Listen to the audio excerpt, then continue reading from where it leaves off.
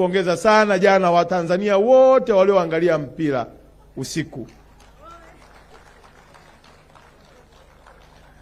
Sina maana kwamba nawapongeza walioshinda, mimi nawapongeza Watanzania wote walioangalia mpira wa mguu jana usiku pale Zanzibar. Kwa kweli ulikuwa ni mpira mzuri sana. Hongereni Watanzania kwa kuendelea kuviunga mkono vilabu vyetu hivi. Yale matokeo kwangu kwa kweli sio jambo la muhimu sana, kwa sababu sitaki kugombana na waziri wangu mkuu. Nikianza kujadili matokeo hapa mbele ya Daktari Mwigulu Lameck Nchemba, nitatengeneza kesi nyingine. Asije kaninyima siku nyingine nisije kama mgeni rasmi kumwakilisha mahala bure. Lakini nawapongeza sana. Moja la kwangu tu muhimu kwa bodi ya ligi. Tunataka umakini kupita kiasi kwa marefali. Jana sikujisikia vizuri kama waziri wa michezo kuona Watanzania wanampongeza na kumsifia refa wa Kenya wakati sisi tuna marefa Tanzania. Na kwa nini wamefika hatua ya kumpongeza refa wa Kenya? Maana yake kuna tatizo kwa marefa wetu katika taifa letu la Tanzania. Sasa wizara yetu jukumu lake ni kulea na sio kuingilia. Tunaitaka bodi ya ligi na wataalamu wote wanaohusika na upangaji wa marefa wahakikishe ethics na nidhamu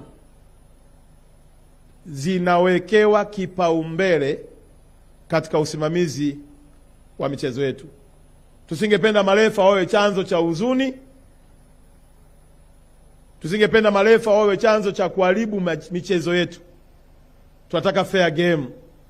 Na na imani katibu mkuu unanisikia, utawaambia watu wa BMT wakae na TFF, kwa sababu malalamiko ya marefa yamekuwepo kwa muda mrefu. Na jana nilivyoona watu wanasema unaona refa huyu, hata utoaji wa kadi haukuwa kama zile za njugu,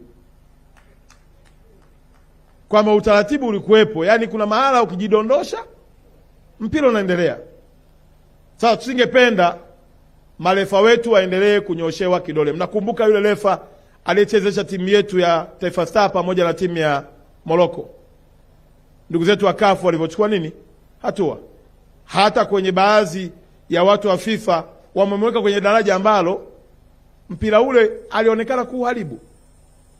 Sasa tusingependa aina ya refa wa hivyo aendelee kuonekana Tanzania. Tunataka marefa wafanye kazi yao vizuri, na niwahakikishie tu ndugu zangu, tumehakikisha tena VAR inafungwa kwenye uwanja wa Arusha, inafungwa kwenye uwanja wa Mkapa. Maana yake sasa refa ukichanganya uwanjani, watu wataka ukaangalie kwa assistant referee, na ukigoma kama alivyogoma yule wa Morocco, basi tutaamini mamlaka zinazohusika na usimamizi zitachukua hatua stahiki. Naomba sisi tutengeneze mikakati ya kuhamisha ajenda kutoka kwenye ajenda za kuwabrandi watu tuibrandi nchi yetu, kutoka kwenye ajenda ya kuwasifia watu tuonyeshe fursa za kiuchumi zilizoko kwenye nchi yetu. Huko ndiko fedha ilipo. Yani wewe leo hii chukua tu sekta ya utalii. Sekta ya utalii, ukiangalia vivutio tulivyonavyo leo hapa Tanzania, hakuna nchi yoyote Afrika inayoifikia Tanzania kwa utajiri wa sekta ya utalii. Lakini tuulizane wanahabari, wanahabari wangapi wanaoripoti habari za utalii? Alafu twende tuangalie wanahabari wangapi wanaripoti habari za siasa.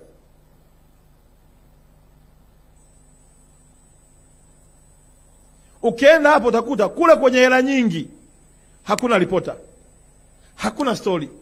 Huku ambako tuna wanasiasa uchwala, wala rushwa, mafisadi, wanaotaka kuonekana wa maana, ndio waandishi wa habari wamejaa pale. Kila siku front page, mwanasiasa. Analeta hela kiasi gani huyo? Lakini kwa nini tunampa hiyo front line? Yaani front page? Kwa sababu kuna kahela fulani tuko kwenye kamtandao kakupewa posho. Na for your information, ngoja niwaambie kitu kimoja. Ukimpigania muovu, haki ya Mungu wallahi inakuwa pia hata wanao hawatatoboa. Utaishia kwa mwandishi wa habari, na ukiumwa utaomba mchango. Yani huna hata saving mpaka unapoumwa unaomba mchango. Kakangu Mena nakumbuka hapa kuna kipindi tulikutana pale tulikutana wapi pale Mnazi Moja, tunahangaika kupambania namna kumstiri mwanahabari nguli. Tunachangishana. Kuna mwingine anambia bwana ana hali mbaya sana, inabidi tumpeleke matibabu. Sisi tutaendelea kuchangishana lini? Yaani mpaka lini tuachangishana? Kwa mimi nimeomba kama ndugu yenu na wengine, mimi ni mdogo wenu, tuachane na kasumba ya kuwabeba watu wa hovyo wala rushwa wazembe kwa sababu tu wana hela ya kutupa, alafu tukaliangamiza ile taifa. Ushahidi ndio nao mimi, viko vyombo vya habari, wafanyakazi wanalipwa na watu ambao si wamiliki wa vyombo vya habari. Kwa nini? Kwa brandi watu binafsi, kutengeneza imeji zao, ili wafanyeje? Waonekane wema kwa taifa hili, wakati ni majizi tu.